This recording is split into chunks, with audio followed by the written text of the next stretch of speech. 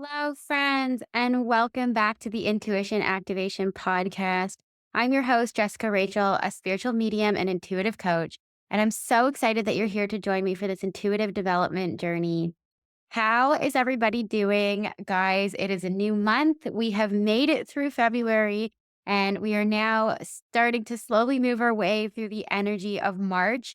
I don't know if you guys listened to the March energy forecast yet. I highly recommend going and having a listen. I'm still having a bit of a vulnerability hangover for sharing what I shared prior to, or what, as to, in terms of what happened before I channeled that episode or channeled that forecast.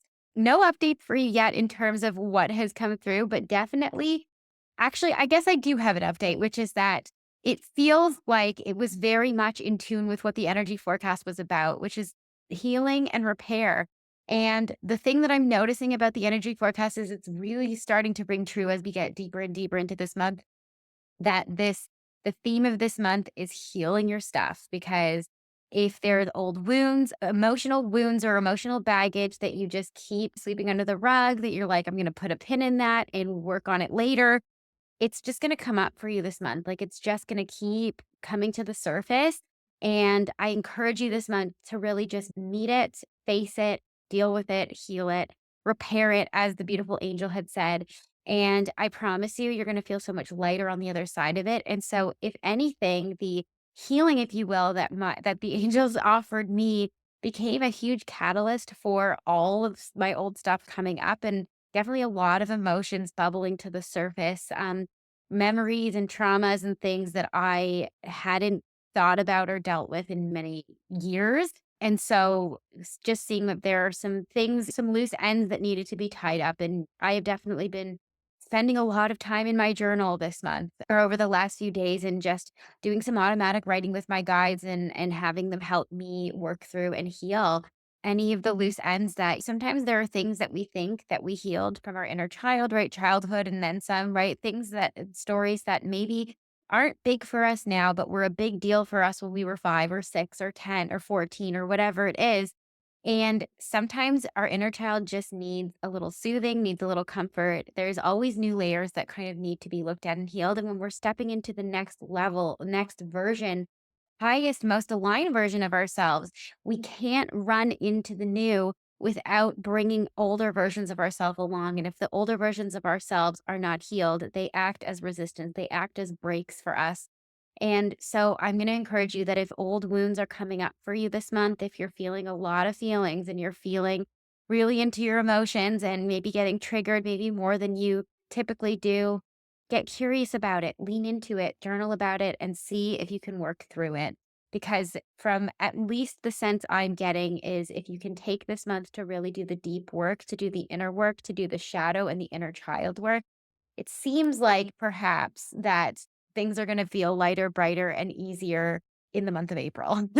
Just bear with us. Let's get through this month. Let's do the things. Let's really do the work, knowing that our most aligned self is really right on the other side of that. And you're just going to feel like just the next level, the next version of yourself, the 2.0 or the 10.0 version of yourself. And so I hope that I can offer you some comfort or send some comfort. Take heart. It's only for a little bit, and then it does get easier, hopefully in the next month, because the energies have been tough and insane the last couple of months. This year has definitely, as the guides predicted, been a rocky start, and it was intended to be, because we're here for a global awakening. And I know you guys are the spiritual ones, and you are the ones doing the work, and you are the ones leading the way.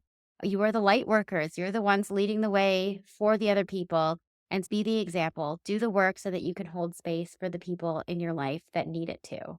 Anyways, I'm going to get off my high horse here, because I'm so excited to introduce to you beautiful Leah Franklin, who is our guest on today's episode. Now, this is the cool thing about this episode, is that originally I reached out to Leah because I thought she would be a really good example for our life-changing messages series. But I realized the more that I talk to Leah and the more that I get to know her, because she's both a client of mine and Indra's, and we work together in a couple of other capacities, or we've worked together through channeling sessions a few times. And the more I work with her, the more I realize how intuitive she is. She is such a clear channel. And what's really beautiful about her is that she doesn't realize or she didn't realize, and you'll see her discover this in a really big way on this episode, is that her primary version, or her strongest clair, is claircognizance, and she'd never heard it defined that way. And that's what we really get into in this episode. Is this is a real live example of what it can feel and look like to be a claircognizant, which is, in my opinion, one of the strongest clairs to have and one of the hardest ones to recognize. And she's really sharing with us her journey. She has a really amazing story of transformation, of being a CEO, working her way up a corporate ladder, and sitting at the top of a corporate ladder for 20 odd years before she went through a pretty intense spiritual awakening that led her to doing this beautiful spiritual work and coaching for women that she does now, and integrates the two of them together as a business coach and an intuitive. And guys, her story is just so incredible because it's just such a nice way of seeing how you can integrate your intuitive abilities into your everyday life. You don't have to become a psychic medium when you step into your intuitive abilities, but it can serve you. It can serve how you serve others. And Leah's just such a beautiful, shining example of that. And I am excited for you to see in real time her discover, oh, that is my strongest clair. And the other thing that she articulates really well is her way of learning to, and her journey of learning to trust her intuition. And that really is what this podcast is all about. So I had to give her a whole separate episode. She is not part of the series because she is just this shining example of what it can really look like over time to develop your intuition and then start to own it as, oh, yes, I am using my intuition in the work that I do. And so I'm really excited for you guys to see and learn all about her journey. And on top of this, Leah has also kindly, generously offered to create a workshop for us inside the Intuition Activation private community. So if you're not already in the community, check the link in the show notes. Come and join us over there. You're going to get to work directly with Leah. The date is to be announced. We haven't decided on the date yet. And she's going to be working with the people in there.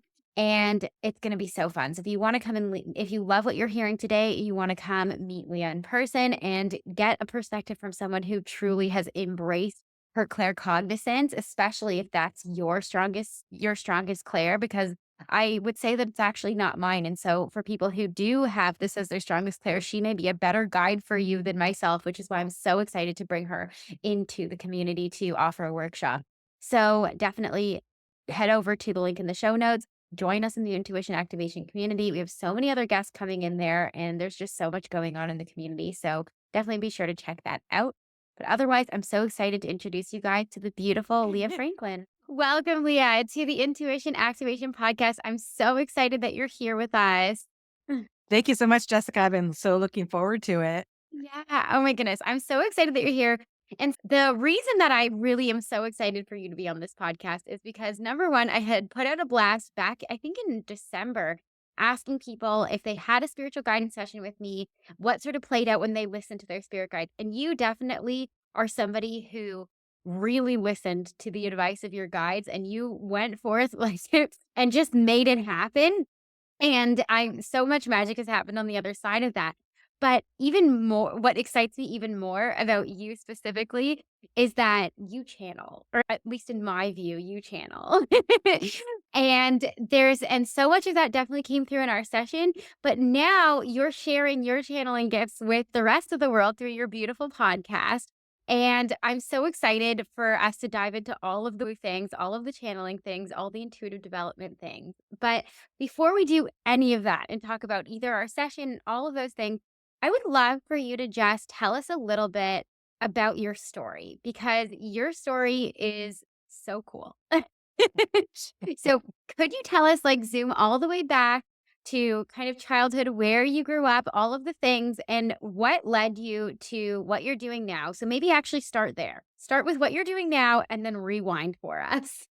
I would love to. Thank you so much.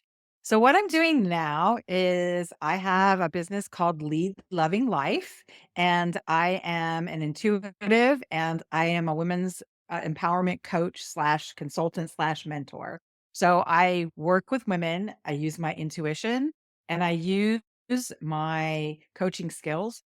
And I also was a CEO for 22 years. So I blend that all together and I use all of that package, if you will, to serve women and really help them tap into their own unique gifts and talents. As there's so much need for connection and impact in our planet right now, and women are at the forefront of that. And when we connect with each other and we help each other be inspired and aspire to doing the work that we're here to do, the ripples are endless. Yeah. So that's what I'm doing currently. And now let's roll back. I grew up in California in the Silicon Valley, and I think of Apple Computers headquarters, HP headquarters, Intel headquarters, and it was very different time back then, and I was always very different. I wouldn't say that I knew that I was intuitive or any of that. I do remember, like, having a very specific invisible friend that was just always there with me. I had sisters, 2 sisters, but this invisible friend was like my ride or die. And thinking back on that now, I just think, yeah, it was an angel. It was an angel that was there keeping me company, helping me see things straight. I have a kind of a non-traditional background in that I moved out when I was 17 and started working full time shortly thereafter, or maybe even a little before that. And I really didn't have, for as far as I had gotten in my business career, I did not have a plan for that, if you will. I just did what felt right and what I was good at. And I knew that I needed to be independent. I knew that I needed to work because I love to work and make a difference, and ended up in the business world in high technology.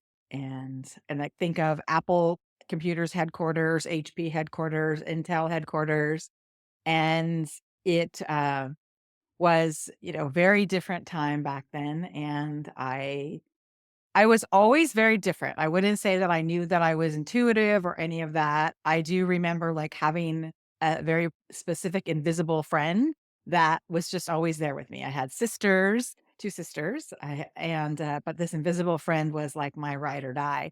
And thinking back on that now, I just think, yeah, it was an angel. It was an angel that was there keeping me company, helping me see things straight. um, I have a kind of a non-traditional background in that I moved out when I was 17 and started working full time, um, shortly thereafter, or maybe even a little before that.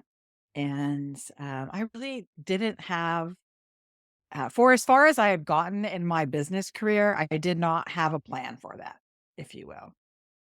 I just kind of did what felt right and what I was good at. And I knew that I needed to be independent. I knew that I needed to work because I love to work and make a difference, and ended up in the business world in high technology, and specifically finance for first a hardware company, semiconductor company, and then next a software company. And at the same time, I was being told you can't, by my jobs, you can't progress any further until you get that college degree. So I was just ticking away at college at night to get my bachelor's degree. It took me 11 years. Wow. And yeah. But it was like I didn't have a choice if I wanted to move further forward, and I did. And then ultimately, I got removed from a job that I didn't get removed for. Someone else got put into my job that I didn't even know was open, because it was a very male-dominated field, very focused on education, and my male boss at the time replaced me with a white male that had a very prestigious degree from a high-ranking university, and just basically said, "Oh, we're gonna move you over here," like a lateral move, but I had no involvement in the process. So I got pissed, and I went back to school and got my master's degree, just because I thought, "That's not gonna happen to me again." I did all of these things, checked all of the corporate boxes, and I was just like, "Okay, there's gotta be more, like, this is just not enough." I love what I'm doing, I love the people I work with, and my last job on high technology was a divisional controller for a $90 million software division. And what I got to do, though, was work with all of the different areas of the division to help them from the business perspective. And so I got to talk about budgets, I got to talk about marketing, I got to talk about product development. And so I got to do the people thing, which is what I have always loved. As it turns out, people would come into my office and we would be talking about whatever, or we'd be meeting in someone else's office. And of course, they would always end up telling me their life story. They would always like seek guidance in an indirect kind of a way. And I thought, this is what I want. I don't want to do just the business stuff. So ultimately, I decided that wasn't enough. And I went headlong into a very spiritually expansive time in my life, hanging out at the time, there was a spiritual bookstore near my office, and so I spent a lot of time there. I ended up moving out of that area and moving into the Central Valley of California, which is very different than the Silicon Valley of California, and started working in nonprofits, human service nonprofits at first. I was a CEO, executive director for a human service nonprofit for 10 years, and then an educational public education slash nonprofit for almost 10 years and got to use my coaching and intuitive gifts in my day to day work. My favorite part was working with my staff and helping them develop and see clearly what they wanted to do and how they wanted to move forward and help them create plans to support that.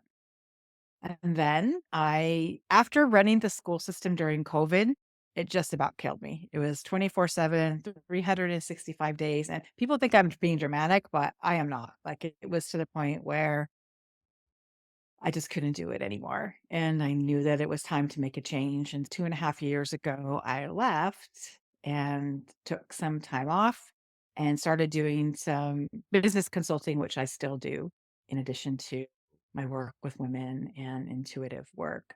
So it is like night and day.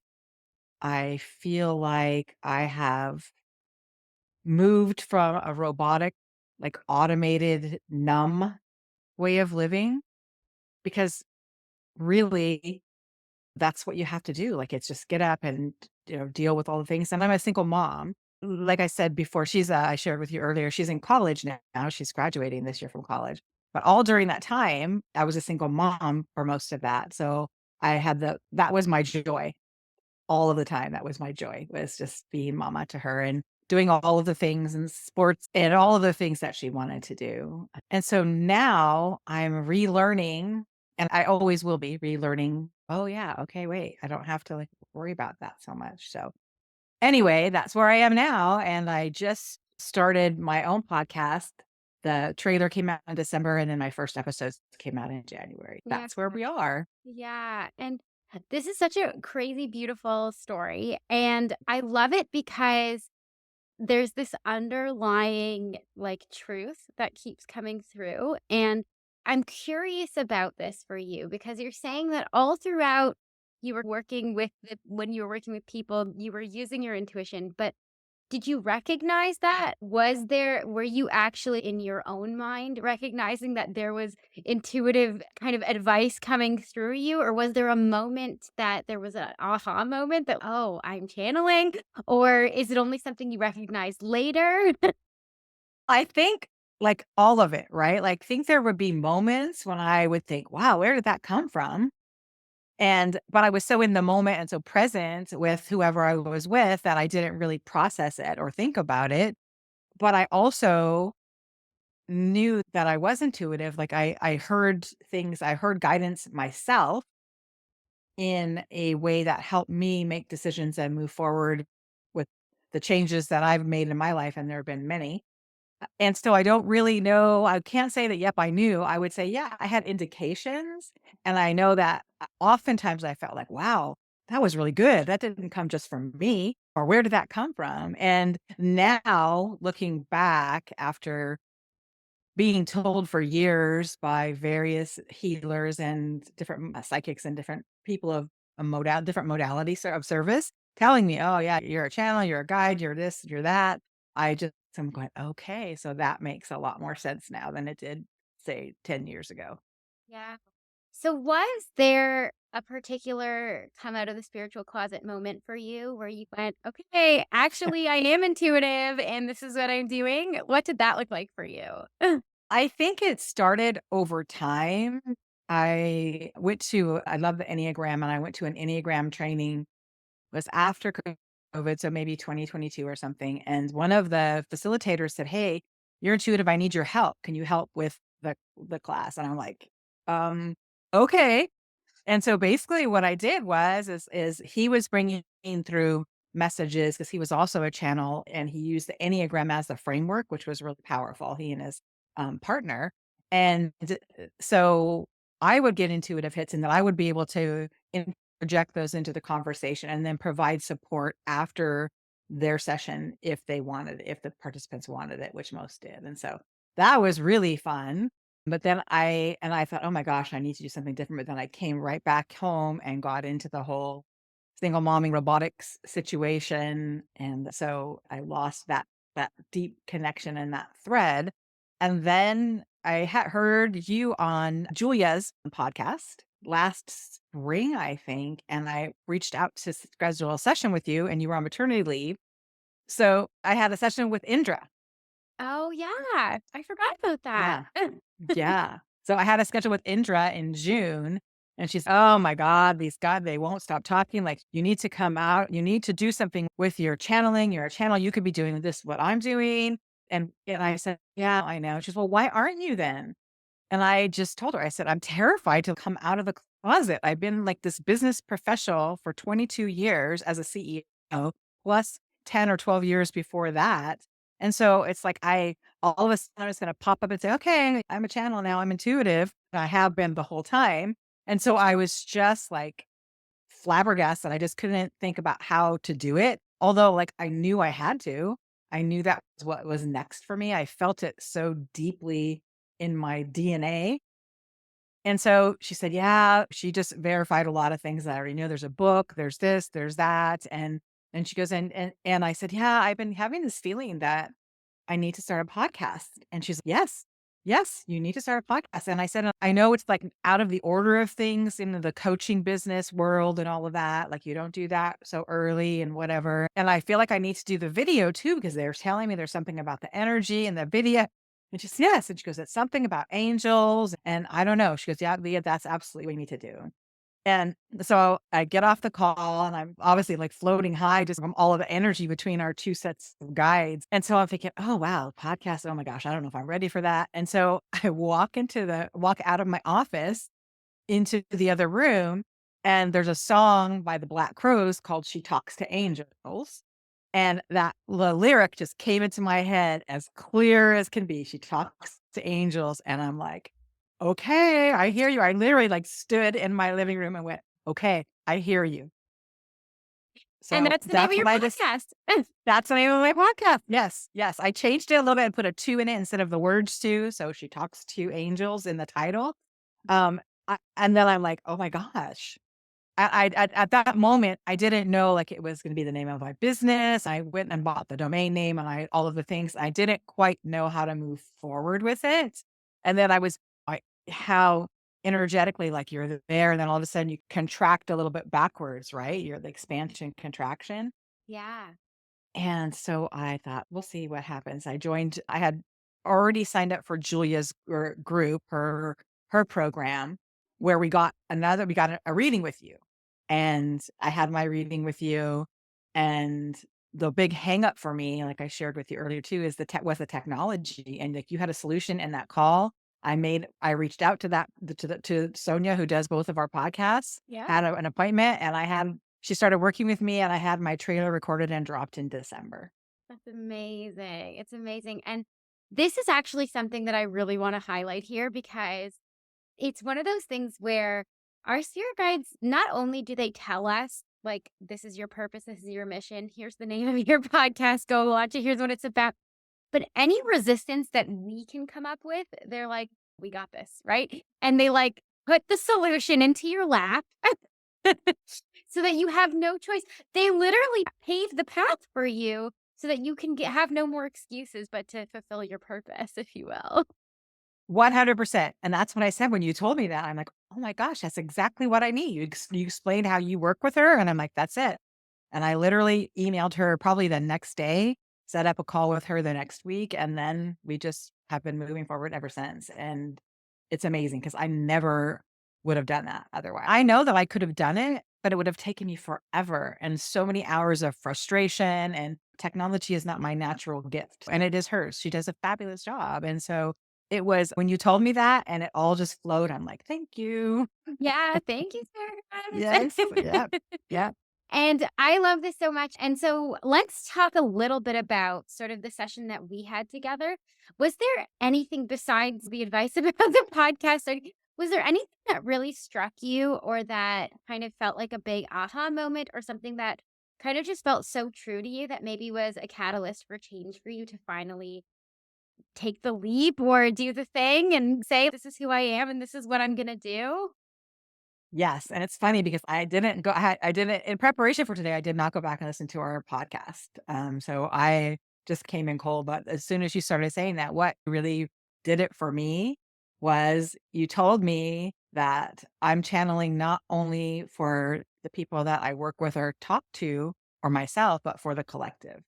And that the messages that I get, even when I think they're just for me, they are for the collective. And I thought, not only did I get lit up with, goosebumps and the tingles that I get when my angels are with me, it was like, "Oh, so it really is bigger than one-on-one or even in groups or retreats or all of the things like that. It is bigger than that." And I think I had some indication about that just in terms of I know that there's a couple books in me and all of those things, social media. However, when I heard that, I'm like, "Okay, so that's why I need to do this." The messages that I bring in, and that's what I say, I get messages before I record my podcast, and then I get them, they just weave through what I say typically. And so I don't take everything just for me anymore. I really look at the potential impact on the collective and anybody who needs to hear it. Yeah. And that's such a beautiful message, right? And I think that can be such a beautiful thing that propels us forward when we are given a mission and we get stuck, right? Or we get paralyzed by fear, if you will. It's not about me, right? It's about the people that I'm here to serve. And who am I not to do this thing that I'm being pushed to do? Right. Gorgeous. Exactly. Let's talk a little bit because you're dabbling and not really jumping into the fact that you're talking to angels here, right? Which is the name of your podcast. And I really would love for you to share with us what does your experience of, I'm going to call it channeling, look like? What does it feel like for you? What is your, let's start here. What does your process look like to have the angels come through? Do they just show up and you just start talking or do you have to call them in? What is your intuitive process? Thank you for asking me that because I've really struggled a little bit because everything else in my life, I've had such a non-traditional life that it doesn't look like what other people's looks like. And it doesn't look like they say they're supposed to look, all of those things that you do to yourself. So I can channel verbally, and I have done that. I do voice messaging to myself if I do that. I haven't done a video channel yet. I just do audio channels when it comes in like that. I have been doing what people call automatic writing for years. If you go back and look at my journals, I started with the prompt, okay, universe, what do you have what do you need to tell me today? What do I need to know today? And so it started coming through in written form. I can just sit down and do that. I always have crystals. I have crystals in my hands right now. So I typically have crystals of some sort in my pocket or in my hands if I'm in a place where I can have them in my hands. In fact, I was at lunch with someone a couple weeks ago and she was talking about, I haven't talked to anybody about this woo woo part of me. And I just feel like you're a safe person to talk to. I had just met her like 2 times before that. And so I pulled this pocket full of crystals out of my pocket and put it on the table, and she goes, "I knew it. Okay, I can trust you. I can tell you my story." I love Because this. anybody who's got a pocket full of crystals and rocks is my kind of person, and I just laughed so hard. Right? Um, so yeah, I do it that way, and then oftentimes for my podcast, I started out it's interesting. I've only just recorded my 5th full episode, and the first 2 episodes I did like you're supposed to do it, right, with a script and all of those things, and it was the perfect time of the year to do that because it was really about the new year and how I don't believe in the new you stuff. It's all about you need to be the realest version of you. So if it was a little bit more scripted than my podcast since then. And so I will ask for guidance. Hey, what topic? This is what I'm thinking, or this is what I'm feeling. And that's not coincidental. It's feeling that way because they put it there. And then I will take it from there. I'll get messages and I'll build on the messages. However, they're always there. Like, I always ask for a specific sign. I get tingles on my face, only on the left side, like on my left cheek, and then occasionally at the back of my head on the left side. So it's really just helps me remember that I'm connected to the highest form of feminine energy, and that it's nothing that's overwhelming or scary or anything. It's just, okay, show me that you're here, remind me that you're here. So I get a little tingle. My face tingle is more prevalent than the back of my head tingle, but they both happen. And then when I am recording my podcast, I don't use a script or anything like that. I start with a message that I've received, if I've received one, and then I just talk. And the messages weave through everything that I say. And I can tell when I go back and listen. I couldn't listen at first because I was so uncomfortable going back and watching myself. So it took a while to do that, but now I do because I wanna hear how it came out, and I wanna pick the real segment that I want pulled out, all of those things, and so I can look at it from a less critical perspective mostly. But it's so clear to me that it's woven into everything that I say all of the time. Uh, Oh my so gosh. I don't know if you know this. I'm hoping you do, but you are the perfect example of a pure claircognizant. So mm, everything you just said mm, is very typical of someone whose strongest intuitive ability is claircognizance, which translates loosely to clear knowing. And everything you just said are the suggestions I give to people when we discover that's their strongest intuitive ability.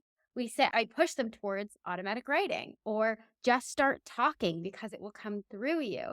And I actually say that, and you guys are like these unicorns because it's a little bit more of it is a common one, but I would say it's a very powerful one. So slightly more rare, I would say. And you guys have the way that I describe it, and I can even see it in you right now as you're sitting in front of me on the screen here. A typical sort of connection to source for the average person, including myself, it looks like this beautiful, kind of like golden cord or rod that kind of sticks out from the center of the top of their head, then goes up to the sky.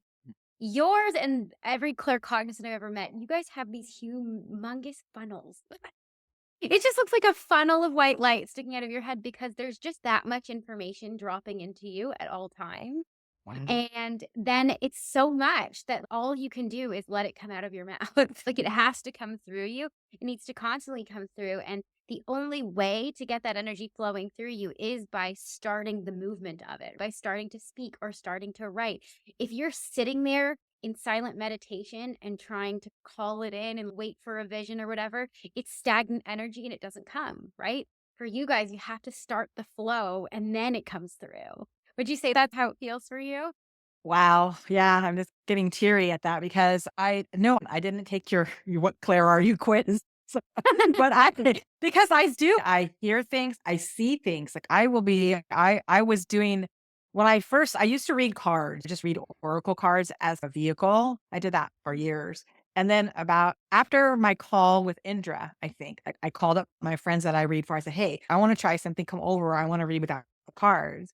And of course they did, and I can remember so clearly one of them came over and I just saw her sitting inside a when you're working on a construction project, they use the underground pipes, but they also have the big cement ones that are cylinders, and I could see that, like, over her, like, she was just, like, paralyzed. And so I said, "Hey, this is what I'm seeing right now." And she's, "Yep, that's not wrong." And I said, "The other thing is it's not externally imposed, you're doing it to yourself." And she's, "Yeah, you're right." So I was the first one that I did without my card. And so I can just remember going, "Okay, so I'm seeing things." I just putting all of the things together, like, I just go forward like I have my whole life, like, one day at a time, one day at a time, one day at a time. but I don't know what the label is or how to describe it. And so when you said that, it's, oh my God, you're so right. Like I can't, like I do meditate and I clear myself and I see the golden light around me and surrounding me and coming through me, but I don't get it that way so often. Like I have to say it or pick up a pen or I'll get words, I'll get other things, but it's not like you guys when what you have described and what some of your other guests have described. So that was very powerful. So thank you for sharing that. Oh, yeah, no, and I'm so happy because I think for you guys, for Claircognizance, you guys are the ones who often think you're not intuitive because it doesn't look like what it looks like for the rest of us. You're like, "I'm not necessarily." Now you are, now that you've leaned into your gifts a little bit more and started doing it, like the other clairs turn on, right? You can start to see, you can start to hear. But initially, you were like, "I'm just having these really lit up conversations with people." And so you're like thinking like, I was just inspired, right? Maybe you're not realizing that it's channeling in that moment. And the coolest thing about you guys is that it's so strong and that funnel is so big that I always say that you guys are channeling 95% of the time. It's almost like everything that's coming out of your mouth, as long as it's not coming from a place of fear, is coming from a channeled place. It's just angels or guides just dropping through you all the time. So it's like anytime you open your mouth, it's these golden nuggets coming out because it's just channeled. You're so open. And so it's so beautiful and so hard for you guys to recognize because you're like, how could I possibly be channeling 95% of the time? But you are. Wow. Yeah, and that is so true because I honestly and I think about it back in a professional capacity, and even since I've had my own business, when I've gone to do speaking for a women's group or at a retreat or whatever, if I try and overscript it, it just doesn't work. It doesn't flow. I need to have some guidelines, I think, or some points I want to make sure that I don't miss, which is usually the case. I just want to make sure I don't miss these, so I have to write those down. But it is such a flow. And when you were saying that, I just got this message to myself, this reminder message that I saw a psychic, I don't know, 30 years ago. I was still living in the Silicon Valley. And she wasn't the first one. And it wasn't the last one. Said, "You're a healer." And I'm like, I always think of a healer, oh, Reiki provider, a practitioner, or energy healer, or massage therapist. And she goes, no, you heal with your words. And I thought, huh. That doesn't surprise me at Because all. they're not all my words, apparently. No, right? It's so beautiful. And there's this one other added layer to this, which we keep tiptoeing around, which is that your podcast isn't called She Talks to Spirit Guides, right? It's She Talks to Angels. And so I'm curious when this imaginary friend that you alluded to from childhood, and when you're receiving messages, how are you recognizing that these are angels? And what do they look like? What does that feel like? And would you say or define that maybe they are separate than maybe connecting to a spirit guide? Yes, they're very clearly angels. I have a part of my morning practice is before I even get out of bed, I connect to, I have like, I call them my A team. So I have a team of angels and then a team of ascended masters. And so every morning before I get out of bed, I ground into the earth and into the crystalline center of the planet. And it's evolved over time. Like I used to be able to just see one little root going down, and then I would see DNA, and then I saw DNA change. And so it's all just, it's been quite the evolution in the last 5 years or so. And so I call in, I have my archangel team, and I can tell you where they show up in my body because they come in the same places every morning. Your left side is Archangel Michael, right side is Archangel Raphael. Behind me is Archangel Uriel. In front of me is Archangel Gabriel. Metatron's above me and Sandalphon's below me. Wow. Do you know that's a prayer in Judaism, what you just said? I did not. There's that whole song that we sing, and we talk What's about that? the archangel literally in that specific what No. you just said, except that above we say is God, but then Okay. the left, the right, behind, and in front. Wait, I forget exactly which one. I would have to because it's in Hebrew, so I would have to think for a second. I'm almost certain that you just said it in the order that we say it. So I'm like, that's crazy that you knew that. You Wow. just felt it. That's Yeah. oh my gosh. Can I ask you though, like, how did you know which angel? Do they talk to you? Do you hear them? And I'm Archangel Gabriel. Like, I know, I sense them. I just sense them. And I can't even remember. At one point I looked up to see what the angels, what they represented and how they served. Obviously, Archangel Michael, protection and safety. And he's been with me forever. I felt him forever. And then Mother Mary. I'm not a religious person. Yeah. However, like Mother Mary has always been there for me. When I'm telling you about my experience being an intuitive at the Enneagram workshop I was at, he said, "Your feminine protection is so big and so bright that I can't even describe her." And I said, "Yeah, because it's Mother Mary." And how I got that, I love music. So the Beatles song, Let It Be, whisper words of wisdom, Yeah. where Mother Mary comes to me, that came in when I was trying to describe to him what it was. So anyway, I just get senses and that's what I connect with. And And forgive me if I'm not remembering correctly, but I believe that in our session together, what came through was that your soul is in fact the soul of an earth angel.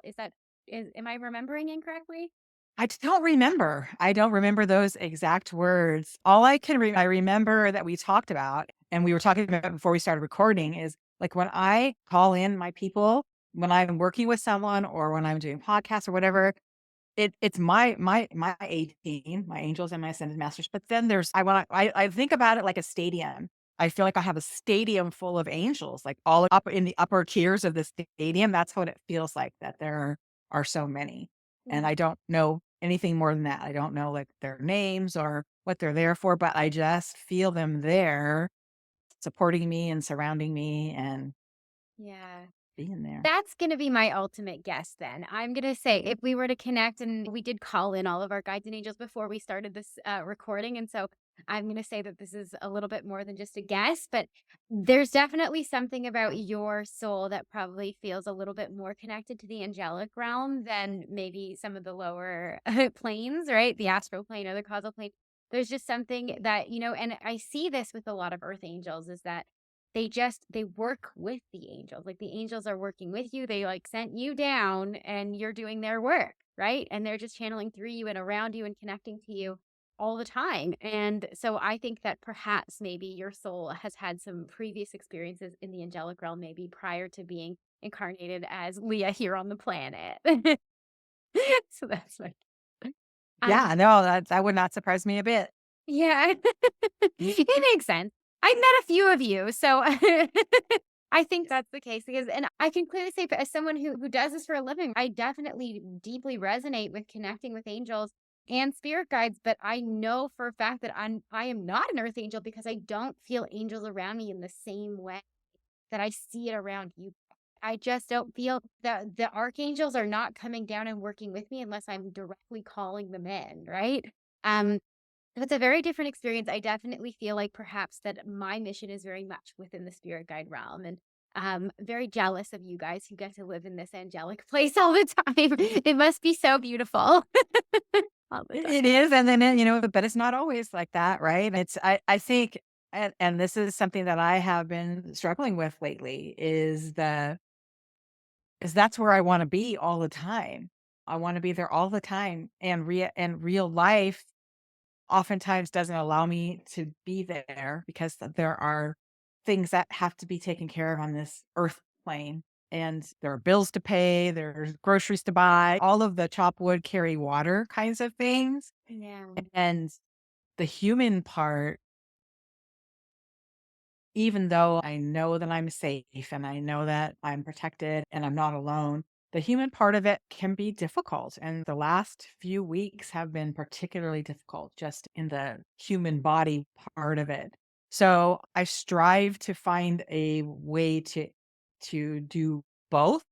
And then in the human living of life, to let it's the fear, right? It's the doubt and the fear that brings our vibration down. It brings the connection. It feels like it weakens my connection to the angels because I feel like I'm doubting, and it still happens. And sometimes pulls me down a little bit until I can pop back up again and okay, reconnected or whatever. And so that's something that I'm currently working on. And I feel like the density on this planet is a real thing. And we're here, yourself included, we're here to elevate the vibration and the level of light and in humanity on the planet, right? And I think in order to do a good job of this, I don't know, you can tell me your experience because I know that I'm getting the sense that you have experiences in the same way. Like, how do you balance it all? And knowing that your calling is to be here to help people like us show up. How do you do that? And how do you manage that? Yeah, it's so beautiful. And thank you for asking that question. And as you were talking, the one thing I wanted to say was we choose polarity. We know that when we come down, we also choose amnesia, right? Like our soul, if our soul wanted to stay in that place of light and love and levity, we wouldn't have come down, right? We knew what we were getting ourselves into, and we wouldn't be able to elevate the vibration here without living in the other side of it, right? You can only know the positive by experiencing the negative, right? 100%. So you got Yes. to have that polarity. And yes, all of us do this weaving in and out of the human experience versus the spiritual experience, and it heightens the spiritual experience because you see it in opposition to the just human everyday to day life. And so I don't think that is ever really the goal, is to completely detach from it. I don't think that we can until we pass on. And even then, and then in this case, it then becomes a case of how much of a dance are you willing to do, right? And can we just keep waking up and falling back asleep and waking up again and just keep doing it and dancing back and forth? And that's the point, I think. I am definitely not immune to the human experience. And I think that's why we came down here, right? We need to have the human experience, and we can't help those who are feeling the weight of it even more so than ourselves without having those experiences. Yeah. But Yeah, I 100% agree with that, right? Because you have to have lived experience in order, I think, in order to really connect at that deep level. And you're right. And there are times where you're just like, oh my goodness, this is a lot. And I think at being a spiritual leader, because you are, right, we have to share that too, yeah, because we have to like, we're not like living on this mountaintop where we don't have the challenges of the human element, like you're saying. And so it's part of who we are and how we show up. even the people who we consider masters, ascended masters like Jesus, Buddha, whatever, like their lives were not without pain. In fact, quite the opposite. If anything, they dove much deeper into the depths of despair in order to achieve the enlightenment that they did. And the harder the pain, the more that you're seeking that spiritual opposition. And often people who find themselves on the path of light workers, they tend to have the hardest beginnings, the hardest childhoods, the biggest traumas, and then they have these big God-shaped holes that they have to seek out to go and fill. And that's the point. They choose these difficult beginnings because then they become the pressure cooker that forces them to seek that spiritual path that much faster and get there sooner. Yeah, I think we all have to go through that, unfortunately, but on some level, subconsciously or prior to consciousness at all, we chose that. Oh my goodness. I love it. But thank you so much for bringing this up. And I do want to switch gears just a little bit because I feel you're just such a treasure and I like want to pick your brain on so many things. But the one thing that is such a pain point for the listeners of this audience and anyone really trying to develop their intuition is getting to a place of actually trusting their intuitive abilities. And for someone like you, where it actually came on in a very slow burn, very subtle way, how did you bring yourself to actually start to trust, yeah, these are angels talking to me? How did that play out for you? And do you still second guess yourself? And what do you do to help yourself get back on track of trusting again? So yes, this all just happened in the last year, really. And it's so yeah, it's a big endeavor. And I think it's for more so for people like me coming from the left brain world, like coming from the executive space, even though I'm intuitive and I'm using that skill, I don't, it's not on my business card. It's not something that I talk about with people. And when I get a feeling about something, or I just know from one thing to the next that it's the right thing, I just have leaned into it. For example, I there was a job that came up, my most recent corporate job that came up that I heard about, and I was working at another nonprofit, and I was fine. I had a great schedule that allowed me to I worked a lot, but I had a lot of flexibility to work from home in the evenings when Maya was asleep and whatnot. And so I knew that if I applied for this job, then I would get it. And so I didn't. I'm like, "Ah, no, I don't wanna rock the boat, like, I don't wanna rock the boat." And I have a really good friend that's a psychic, and she said, "Oh, no, this is what's next for you, like, you need to do this." And she because we're friends, I had a session with her, and she just started texting me like, "Hey, have you sent your resume yet? Hey, have you followed up yet? Hey, have you done this? Because this is next for you, you know it." And so I did, and I applied for it, and I got it, and it was fabulous. It was great. So, I think that having enough experience with it where I can just say, "Yeah, I know that's what's gonna happen, but if I do that, but I'm not going to," that really things experiences like that really remind me like, "Okay, you need to either pay attention or you're gonna find something else is gonna come up. Something else will come up and you'll have to pay attention." And I think that just if you feel it within you have to trust it. And if you don't wanna trust it automatically, which obviously that's not a go-to for most of us, play with it with a friend. Like I said, the people that I started reading for, they're my friends. Like, and they were like, "Okay, yeah, I wanna read for you. I want you to read for me." And so then when I thought, "Okay, I'm gonna try and do it without the cards," which to me was like without a net, I went to them and I just tried it and I validated it and I validated it. And then in conversations, I would start saying, "Oh, I see this. What is that? Does that mean something to you?" And they would be like, "Oh, yeah." And so I just validated it in a safe space. And now there are times when I still, oh, what, like the whole thing when I met with Angel, oh, I kind of just gonna say I'm an angel, like I talk to angels and I'm just gonna come out of that. Yeah, I don't know about that. And so yeah, I still doubt. And yes, I still have doubts. I still have self-doubt about many things. And I feel like that gets heightened. It's the contraction and expansion cycle that we all go through. And I feel like when I start having that self-doubt and that curiosity that feels like stress, that feels fear, I'm in a contraction space. And I'm there right now. I'm in and out of that. And then there comes an expansion space. And so that's what I encourage people to really think about and to look back on it because we're always looking for validation. And I feel like if we reflect, we oftentimes can see experiences in the past that will help validate something for us in the future, in that we trusted what we heard, we trusted our intuition, and this happened, or we didn't, and that happened. And then just experiment and trust. So gorgeous. I couldn't have said any of that better myself. It is so amazing. It's so true. And I love this piece of what you said, which is look back on a time where you trusted it and it worked out, right? Because that is going to propel you to want to try it again, right? And always seek the validation. I love that you were reading for friends just by choosing to. And I know in my early days, that's what I was doing. I think on random guy, this is so crazy, but I would go on random Facebook groups on the internet just finding, like, those psychic development ones and just saying, "Hey, I need to practice with someone. Does anyone wanna jump on a Zoom call with me and let me just read for you?" Because I was so hungry for someone who was eager to have a reading and then let them validate it for me or not. And I would tell them they were strangers, they weren't paying me anything. So I told them to just be brutally honest, right? Tell me if it resonates and then also tell me if it doesn't. Don't be nice.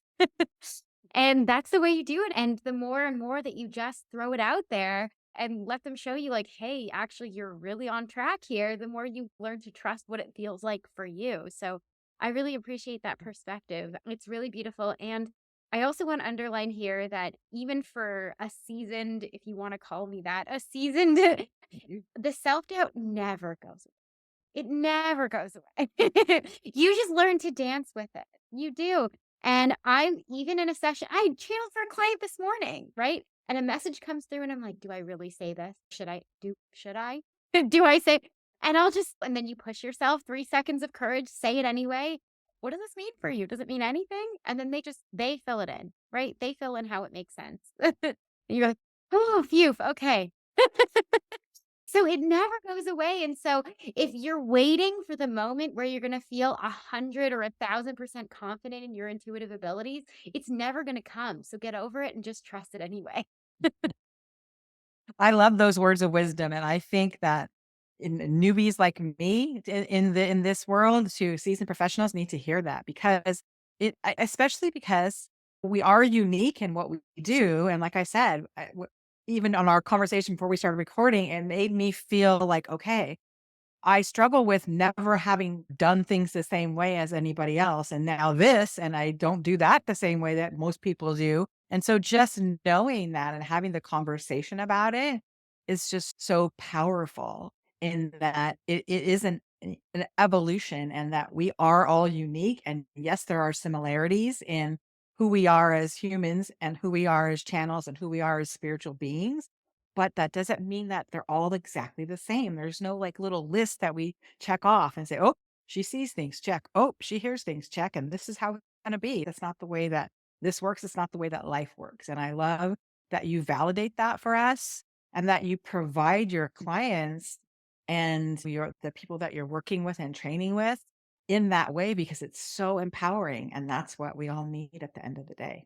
Oh, stop. You're gonna make me blush. No, thank you so much, though. I appreciate it. And it's Welcome. so beautiful. And I'm sitting here hanging on every word. The way that you speak is just so inspiring. And I want to leave off with this just one last question because you are a coach for women, right? And you really are. And I feel like you're helping so many people on so many levels and so many layers. And so if you could give one piece of advice to our listeners, someone who is maybe just starting out on a spiritual journey and they're maybe feeling a little hesitant, a little isolated, and more importantly, questioning what their purpose is or how they're supposed to proceed, what do you suggest for them? Mm.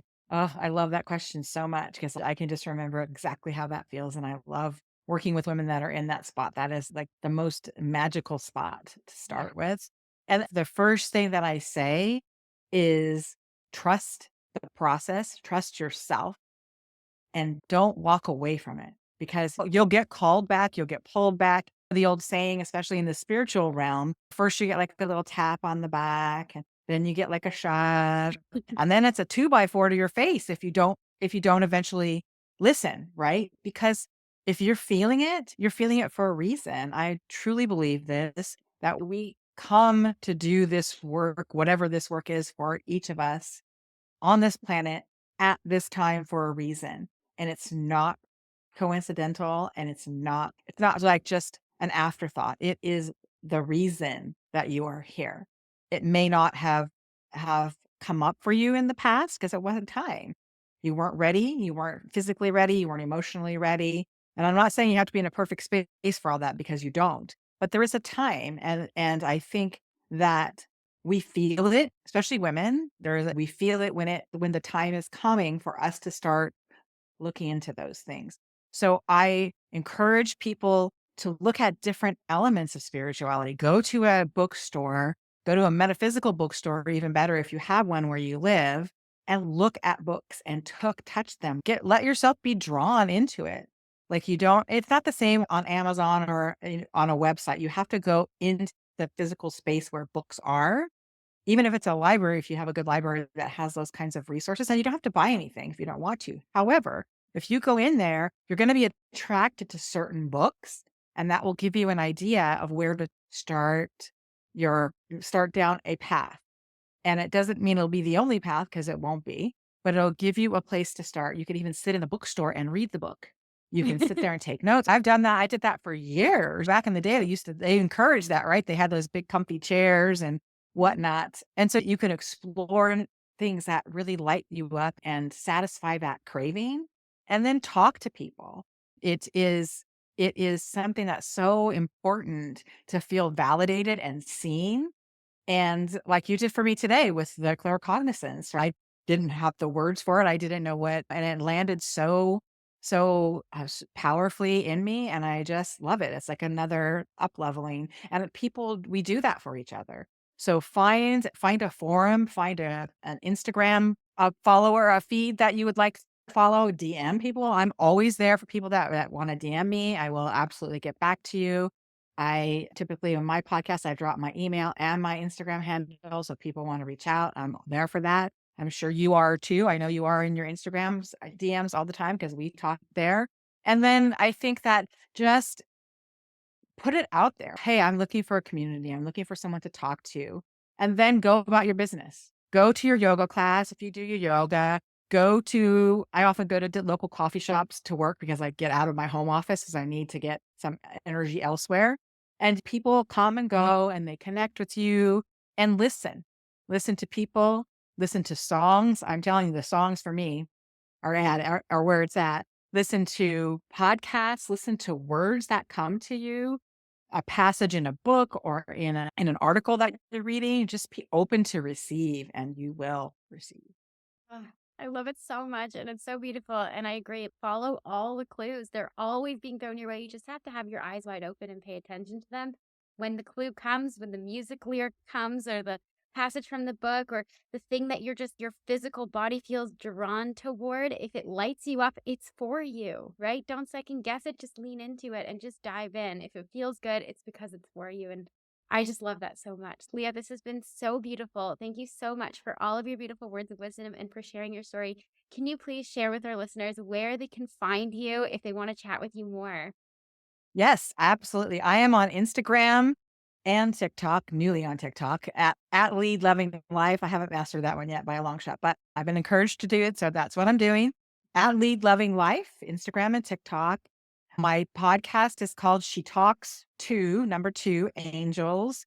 And you can find me on all of the podcast platforms and on YouTube as well. And yeah, I would love to connect with as many people as possible because that is my jam. Yeah, guys, if you're in this place of self doubt or just needing a little push or a step forward, definitely go and have a conversation with Leah. She is so healing and so inspiring. And she said, I mean, I think a psychic said it to you herself, but I'm going to second that. You are so healing with your words. And so everybody needs to have a conversation with you. And I can't wait for everybody to dive in a little bit further. So thank you so much for being here. It was really such a pleasure. Thank you for the invitation. It was so fun. I look forward so much to connecting with you and it did not disappoint. I just love being in your energy. And I think that us working together just increases that energy exponentially and makes the ripples even bigger. I 100% agree. So beautiful. Thank you so much. Thank you.